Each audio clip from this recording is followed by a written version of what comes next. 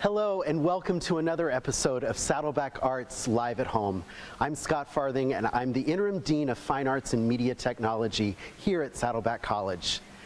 For many of our community members, Saddleback College equals radio. For years, our radio station has been one of the most important ways that our college campus has reached into the community and changed lives. Recently, we've had a merger with Cal State Northridge, and we've created an entirely new radio with our new 88.5 format. Beyond that, we have a great academic radio program, and I am so happy that we have Melodie Bergquist-Turori here today to tell us about our radio program now and the future, and to give us a tour of our really wonderful, world-class radio station equipment. From the campus of Saddleback College in Mission Viejo, this is KSBR HD2 and KCSN Northridge. Welcome to the virtual tour of the KSBR HD2 studios and our radio labs. This is the main studio, the main live studio, so anything that comes out of this soundboard is going to be live on the radio.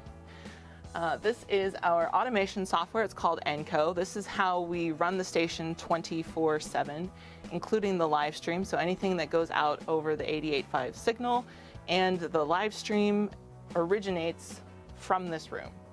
And the automation software just means that it can run, like I said, 24 hours a day, whether or not there's someone sitting in this chair controlling the sound inputs. This is our main soundboard. Any kind of audio source that you have, be it music, maybe it's a news story or something that you've recorded out in the field, we can play that sound through this board from pretty much any source. So it could be a smartphone, a laptop computer, like a little USB drive. All of those we can route in through this board and then put it out live over the air. Let's go look at the rest of the station. This is Studio B. As you can see over my shoulder here, the main on-air studio is on the other side of this glass. This is a pretty common setup for radio stations. This studio does have the capability to go live on the air, but you have to do that by bringing it up in the main studio. Otherwise, most of the work that's done in this studio is off air. As you can see, we have 4 guest mics here, plus a host mic on the other side. So really, this is a great room to do interviews because you can have, say, a whole band or a whole panel of experts. We also have video cameras up in the corners, and that is because radio is no longer a sound-only medium, right? With the internet, video becomes important for basically every type of media, and that includes radio. So what the cameras in the corners allow us to do is to tap into the television studio. We can do a multi-camera show of the live interview or the performance, whatever is going on in here, so we get that video element to go along with the sound, which would go out over on the radio. So this is Studio A. This is the studio that we use in our partnership with Cal State Northridge. If you tune in to 88.5 on your FM radio, you're going to hear a mix of rock and contemporary artists, very cool format or very cool playlist. And that programming comes from Cal State Northridge, but some of their hosts and even their program director work often out of this studio here on the Saddleback campus. One of the funnest parts of our partnership with KCSN, or Cal State Northridge, is the studio sessions that they do on 88.5. So what happens there is they bring in an artist to do a live music set. They actually shoot it for video in our TV studio right next door, It's staffed by students from Saddleback College. And what happens is an artist comes in, they sit, they play some music, they get interviewed, and then the audio of that session gets played on the 88.5 signal, and then the video goes up online on their website and on their social media channels. Playing the music we love, this is OCRockRadio.com. This is our OC Rock Studio, or Studio D. OC Rock is a 24/7 online-only station, and this is where our students get to really play and have a lot of fun. All of the programming on OC Rock is student-driven, student-selected, so that's what makes it unique. And actually, it's the place where you get the most college radio experience. When people think about their college radio experience, working at a student-run station is the ideal. So that's what they get to experience here. My grandma listens to jazz every evening before bed. She still pinches my cheeks, and her cookies are love in every bite. What I didn't know is that she was stretching her savings to provide for us, but not for herself. Many seniors have to live on fixed incomes and simply can't afford basic necessities like food. Second Harvest Food Bank has the vision that together, we can create a future where no one goes hungry, including your loved ones. Give back to the people who gave the most. Find out how you can get involved at feedoc.org. That's feedoc.org. He now drives a step back three on Lipovich. It is good. Keelan Vance, another three ball. Beautiful shot from Keelan Vance, as he is cooking up the Gauchos all night so far. They have no answer defensively for him. In addition to the on-air studios, we also have 5 radio labs that we use for our intro students and our film students and anyone who needs to do audio production work as part of the CTVR program here at Saddleback. Each of the production labs has a couple of microphones, a soundboard, and they're fully equipped with Adobe Audition. We use the Adobe suite of products here to train our students to get them ready for the job market. So I wanted to give you a quick look at what we've been doing recording stuff from home. This is my personal home recording setup. As you can see, it's very simple. It's pretty much just a microphone, and this is an audio recorder that I usually use for field work. However, it also doubles as a USB interface, so I can get the audio from the microphone straight into my computer without having to mess with any sound cards. And then this is what it looks like to record a voiceover from under a sound treatment at home, which is just a big fluffy blanket. Okay, before we conclude the virtual tour, I wanted to give you a couple of pro tips for using a microphone at home, because we're all on Zoom meetings pretty regularly, and you might have one of those fun USB mics that plugs into your computer that makes your sound just a little bit better. So here's a couple of things that you can do to make sure that your sound sounds great, that you sound great when you are on a Zoom call. And the first thing is microphone placement. So your microphone might not look like this fancy radio microphone. In fact, it's probably a tabletop or a desktop. And in that case, it's going to be down here like this. So the main thing that you want to think about in terms of microphone placement is what we call a plosive. And that's the little puff of air that your mouth makes anytime you say something like a P or a T or a D. What happens is that little puff of air goes into the microphone and it causes a little pop sound. So to help eliminate that, instead of speaking directly into the microphone like this, you want to angle it a little bit. You could, if you had an arm like this, angle it down, but again, since you're probably using a USB mic on your desktop, you want to angle it a little bit like this. This little disc here is what's called a pop filter, so that helps to eliminate some of those popping sounds. But if you don't have one of these, you want to make sure that your placement is really good. And then the other thing for you to think about in these calls is placement. So where are you physically relative to the microphone? Are you like way far back here? In that case, you kind of almost shouldn't have a microphone because you're so far away from it, it's not really doing anything. So you want to be relatively close. The thing to do is to make a hang loose sign and then adjust your microphone from there. So actually, I was a little bit too close. So to summarize, the two things that you need to think about when you're on a video conference call and you have an external microphone like this is your angle for the plosives and then your physical distance from the microphone. Those are a couple of pro tips from radio to help you sound awesome. No matter if you're on an audio-only Zoom call or a video call, at least you will sound great. Now let's head back to McKinney Theater to myself. Welcome back to McKinney Theater. I hope you enjoyed that virtual tour of the radio station. If you've been following along over the last several weeks, then from this stage, you've had the opportunity to see all kinds of different art take place.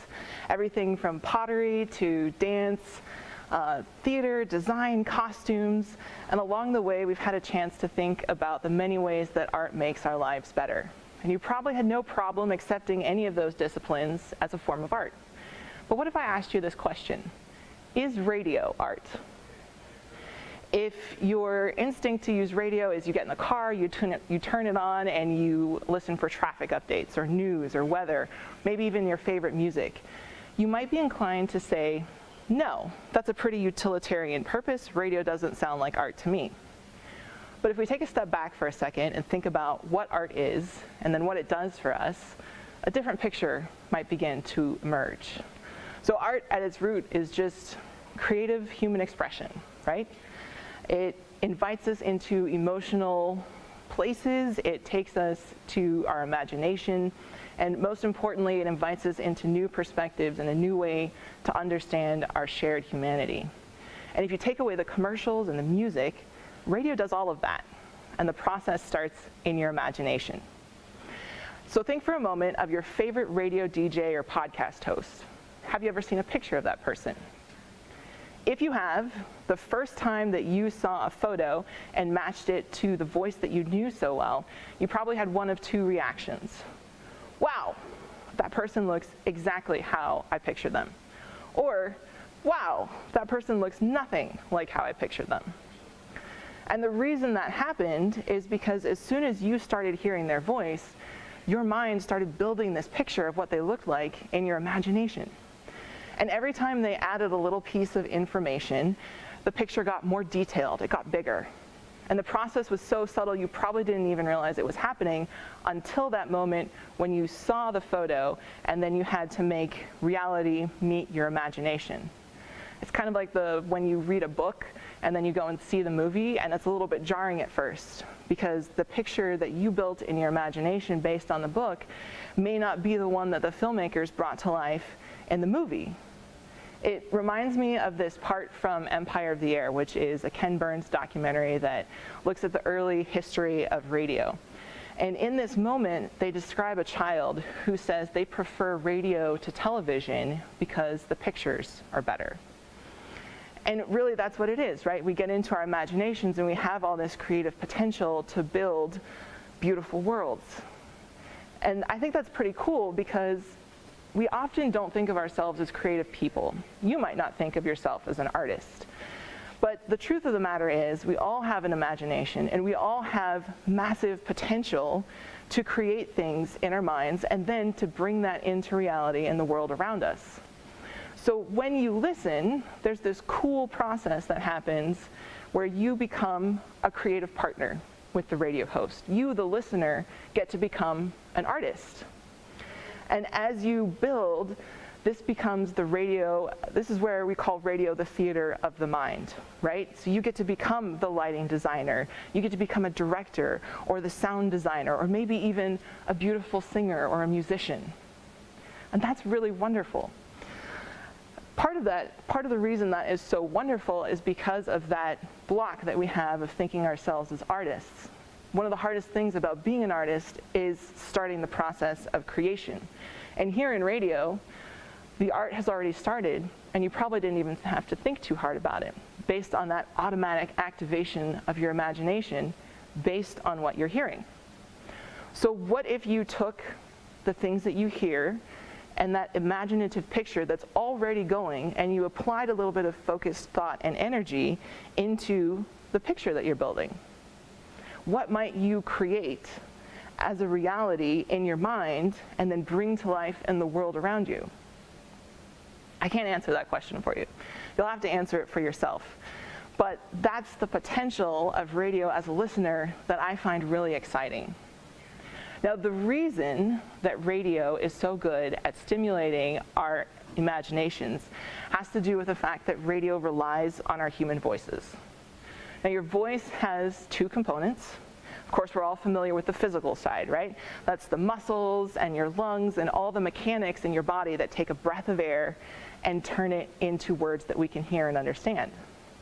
But then there's this second part of your voice that we don't talk about quite as often, and that's your voice as expression.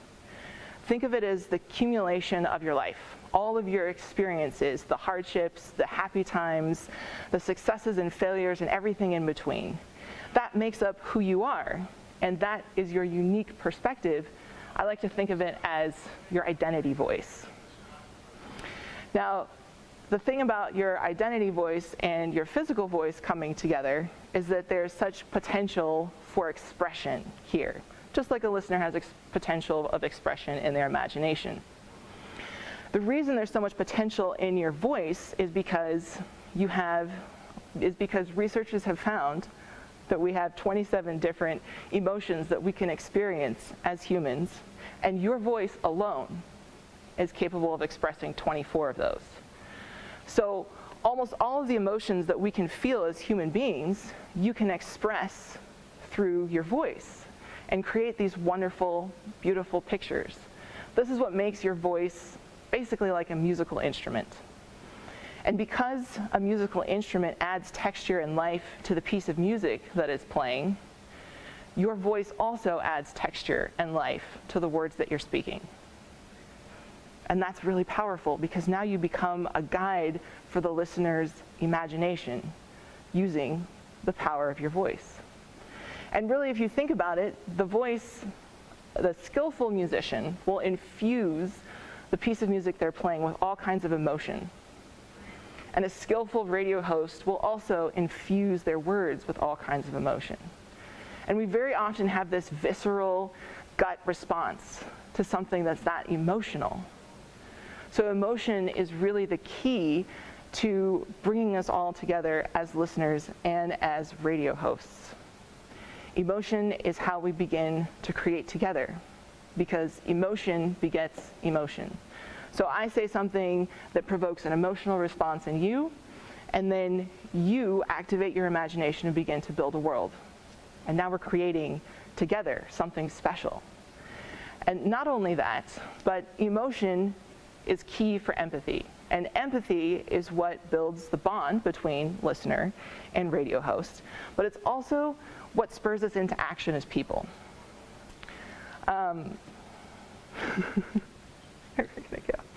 It spurs us into action as people, and that's important because then radio becomes a catalyst and a connection point for all of us.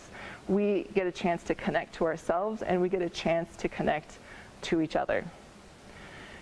In 2003, I was living in San Diego with my family, and we were one of many families who were forced to evacuate. It was about 3 o'clock in the morning. It was the Paradise Fire.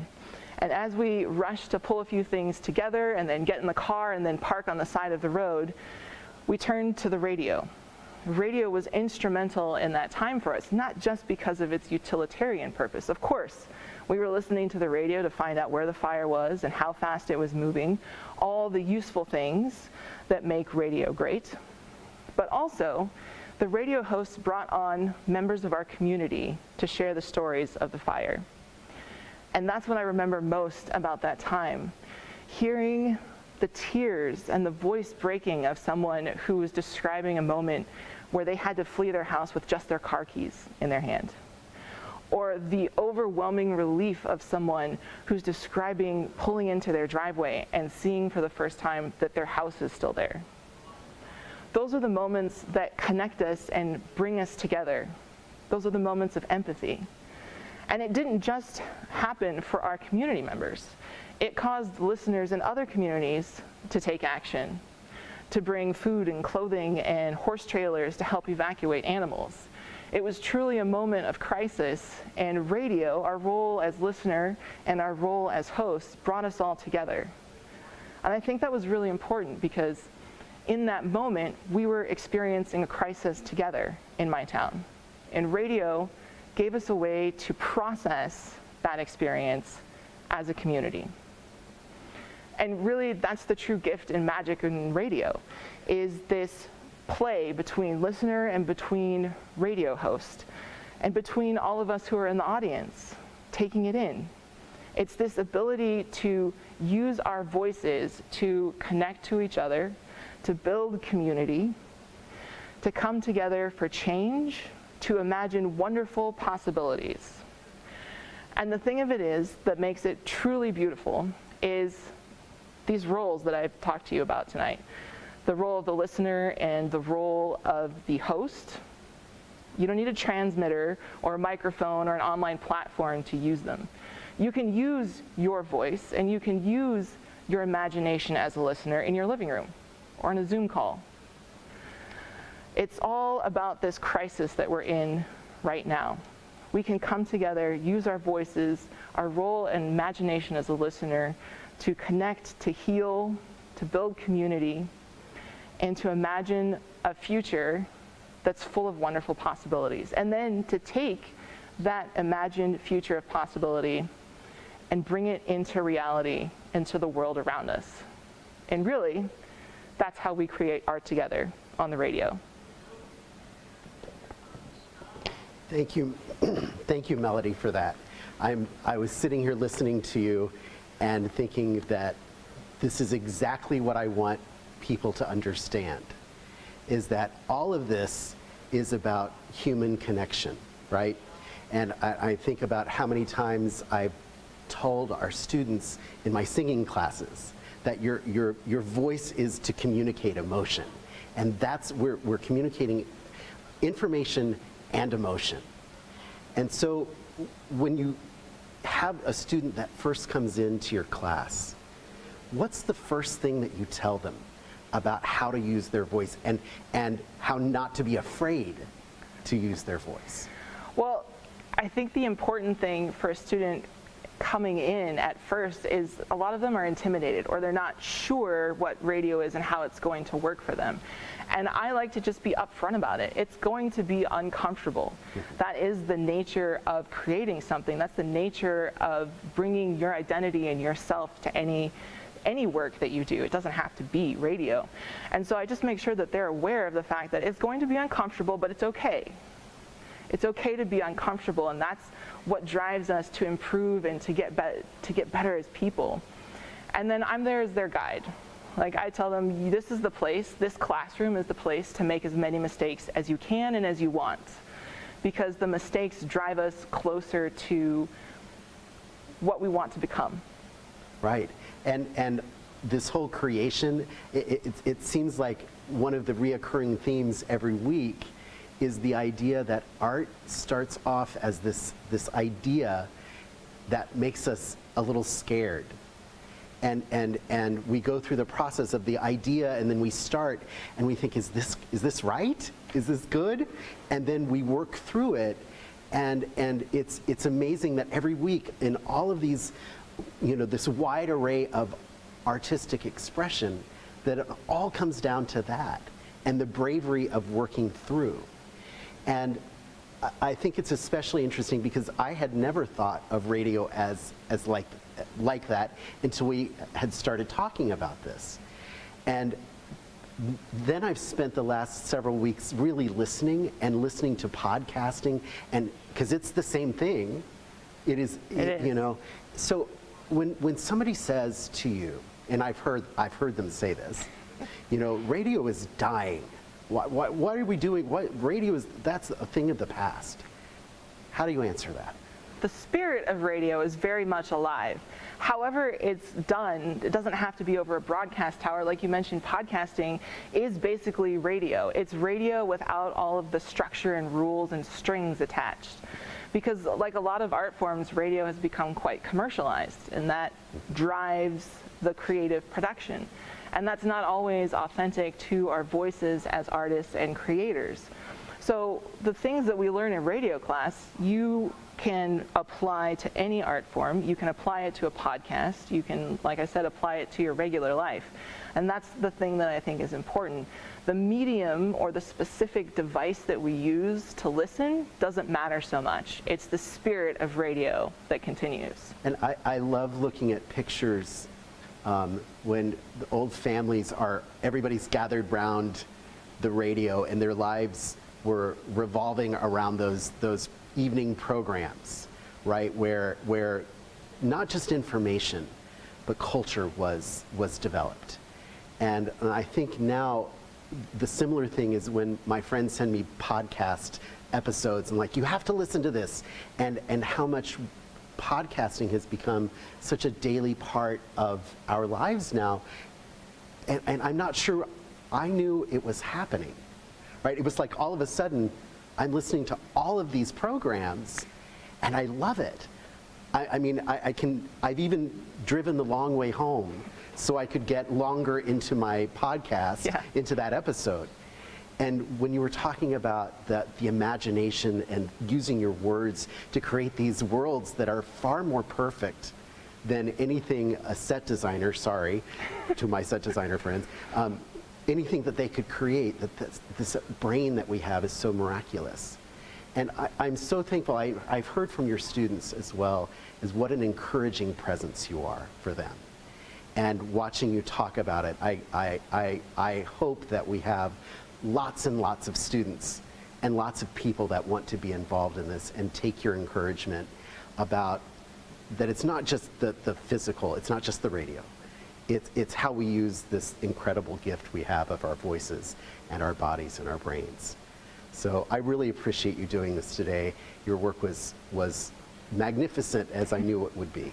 Thank you so much for having me. I hope that more people get to experience the gift that radio is, because it was a gift to my life and it can be a gift to so many others. And it's important, and it's important that as our students learn, they learn about the importance of their voice and the importance of not being afraid to use their voice. Yes. So thank you for teaching that to them.